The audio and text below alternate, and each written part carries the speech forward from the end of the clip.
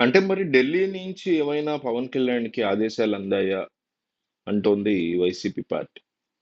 ఎందుకంటే నేరుగా జగన్మోహన్ రెడ్డికి పవన్ కళ్యాణే క్లీన్ చిట్ ఇచ్చినట్టయింది గదా! ఢిల్లీ పెద్దలు ఖచ్చితంగా జగన్ వైపే ఉన్నారా? పవన్ కళ్యాణ్ యొక్క మాట తీరు చూస్తుంటే అట్లాగే అనిపిస్తోంది అనేటువంటి విశ్లేషణలు చాలా స్ట్రాంగ్‌గా వినిపిస్తున్నాయి. తిరుమల శ్రీవారి లడ్డు తయారీ మీద నెలకొన్న వివాదం రోజుకో మలుపు తిరుగుతోంది. కలియుగ వైకుంఠంలో అలలారుతున్నటువంటి సాక్షాత్ శ్రీ మహావిష్ణువునే కొలువుదీరిన తిరుమల మీద, అక్కడి పవిత్రత మీద, స్వామివారి లడ్డు ప్రసాదం మీద వివాదం చెలరేగటం అటు దేశవ్యాప్తంగా చర్చనీయాంశమైంది. కోట్లాది మంది హిందువులు శ్రీవారి భక్తుల మనోభావాలతో ముడిపడి ఉన్న అంశం కావటం వల్ల అటు జాతీయ మీడియా కూడా దీనికి ప్రాధాన్యత ఇచ్చింది. పలువురు జాతీయ స్థాయి నాయకులు దీని మీద స్పందించారు కూడా. ఈ ఆరోపణలు వెనక గల వాస్తవాలను వెలికి తీయాలంటూ సుప్రీంకోర్టును కూడా ఆశ్రయించారు. తిరుమల లడ్డు ప్రసాదాన్ని నాసిరకంగా తయారు చేస్తున్నారని, నాణ్యత రహితమైనటువంటి వస్తువులను వినియోగిస్తున్నారంటూ చంద్రబాబు 2 రోజుల క్రితం ఆరోపించిన సంగతి తెలిసిందే. నెయ్యికి బదులు జంతువుల కొవ్వును వాడారంటూ గత వైఎస్ జగన్ ప్రభుత్వం మీద ఘాటు ఆరోపణలు చేశారు ఆయన. ఈ విమర్శలు సరికొత్త వివాదానికి తెరతీసినట్లేదు. స్వయాన ముఖ్యమంత్రి స్థాయి నాయకుడు ఇలాంటి ఆరోపణలు చేయడం ప్రపంచవ్యాప్తంగా హిందూ సమాజాన్ని దిగ్భ్రాంతికి గురి చేసింది.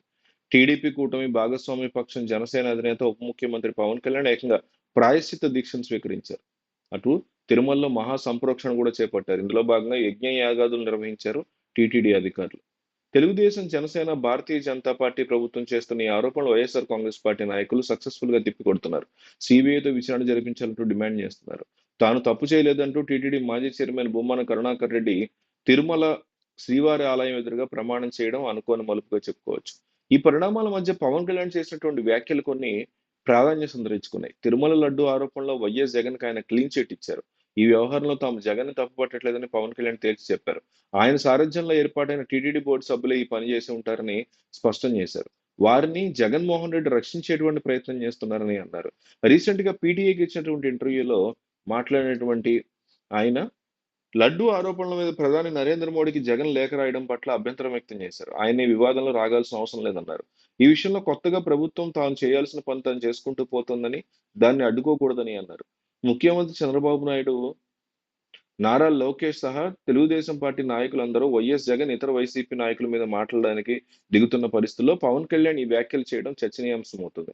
వైఎస్ జగన్ రాసిన లేఖ తర్వాత బీజేపీ హైకమాండ్ ఈ అంశాన్ని తీవ్రంగా పరిగణించిందని చెప్తున్నారు.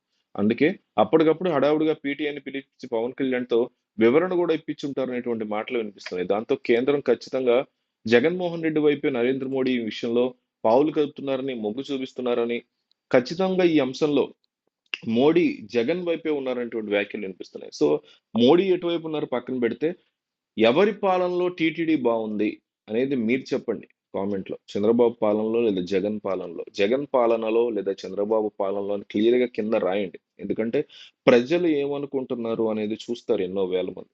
కాబట్టి వేరే రాష్ట్రం వాళ్ళు గావచ్చు, వేరే దేశంలో ఉండే తెలుగు వాళ్ళు గావచ్చు, హిందువులు గావచ్చు, వీళ్ళందరూ టీటీడీ పాలనలో ఎవరి పాలనలో బావుందని చూస్తారు కాబట్టి, జగన్ పాలనలో లేదా చంద్రబాబు పాలనలో క్లియర్‌గా కింద మీ అభిప్రాయం తెలియజేయండి.